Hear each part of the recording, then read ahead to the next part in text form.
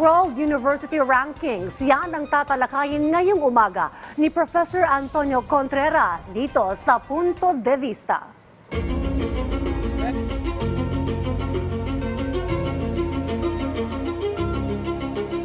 Maraming salamat, Dayan. Noong Miyerkules, nagpahayag ang ating Pangulo ng kalungkutan at pagkabahala na ang ating mga pamantasan, university sa Pilipinas, ay hindi nakakabilang sa top 100 ng mga university sa mundo. Ito nga ay nakalulungkot at ito ay nakakabahala. At mabuti naman po at nagpapasalamat tayo kay Pangulong Marcos na nagpahayag siya ng layunin na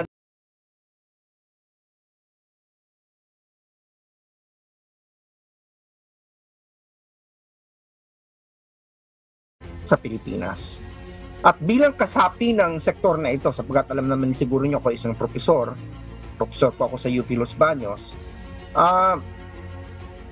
nakikita ko po kung ano yung mga problema. Kasama na po dito, lalong-lalo na matindi ang problema sa private sector.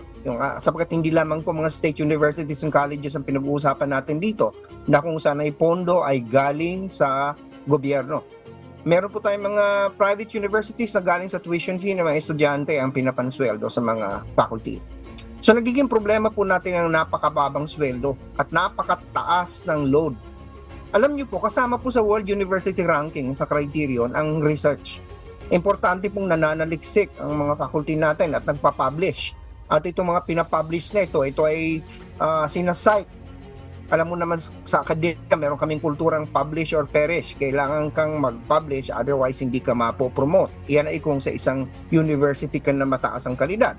Paano makakapag-publish at paano kung hindi nag-research ang teacher? Paano makakapag-research kung punong-puno na ng trabaho, teaching load, umaabot ng 21, 22? Suportahan po natin ang karapatan ng mga guro. Suportahan po natin, pataasin natin ang antas ng kanilang trabaho sa pamamagitan ng pagbibigay ng suporta at panahon. At kasama na po dyan ang sweldo. Ganun pa man, dapat din nating usisain kung anong nilalaman itong mga World University Rankings na ito. Sapagkat bagamat hindi magandang pakinggan na hindi tayo kasama sa top 100, dapat din nating sinusuri ano ba ang criterion. Sapagkat sabi ko nga kanina, ang research importanteng component. Pero hindi nyo po ba alam na ang laking component nito ay reputation? Paano ba tinitingnan ng mga universities ng public? So medyo reputational yung survey, so may pagka-subjective. Pangalawa, nagiging mahalaga din na component dito ang papel na ginagampanan ng private sector sa pagbibigay ng mga kapital sa universities, yung mga partnerships ng university sa mga private sector. Yan po ay kasali.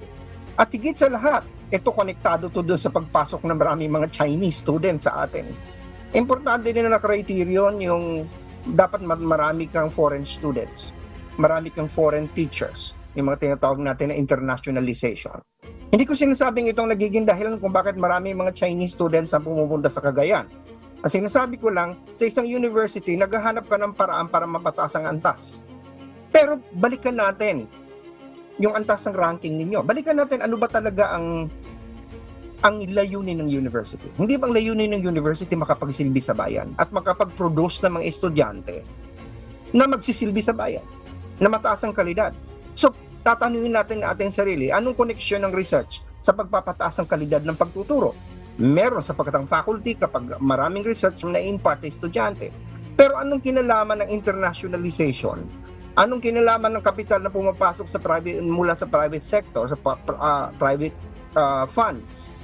Anong kinalaman ng reputation na madali namang hilutin, di ba?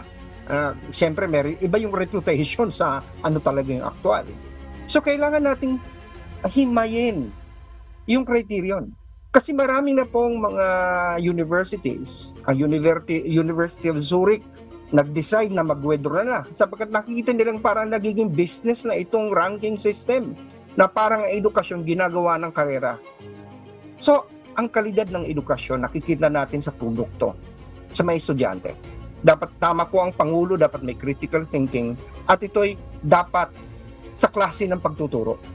Pero ni isa doon sa criterion, hindi tinitingnan yung evaluation ng teaching.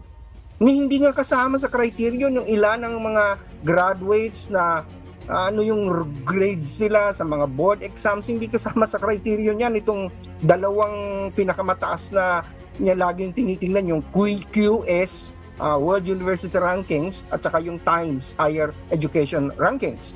Hindi kasama yan. At higit sa lahat, hindi man lamang binibilang ano naging impact ng graduates sa bayan. Hindi tinitingnan ilan bang research. Tinitingnan yung research bilang publication. But hindi tiningnan ilang bang research ng mga universities ang nakatulong sa mga pamayanan, ang nakatulong sa paggagawa ng mga batas. Hindi binibilang yan. Ang binibilang lang yung citations. Ilang beses na cite itong research na ito ng ibang research publications. So, napaka-komplikado nitong usaping ito. Pero hindi ko sinasabing walang problema ang higher education sa Pilipinas.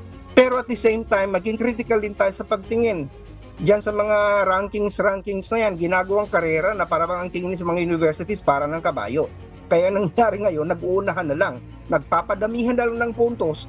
Kahit saan kinukuha ang puntos, minsan kaya nga mga faculty napipilitan na gamitin na yung publication ng mga estudyante nila, nakaawin yung work ng estudyante nila para lang makapag-publish. Na yan yung para lamang makadami ng mga estudyante na foreigner, ayan, tatanggap ng mga foreign students kahit hindi qualified o kahit dubyo sa mga backgrounds. So yun ang dapat nating tingnan. Holistic dapat ang pagtingin dito sa problema ito. Yan lamang ang aking punto de vista ngayong araw na to. Balik sa iyo dyan, Dayan, sa studio. Maraming salamat. At maraming salamat din po sa inyo, Professor Contreras.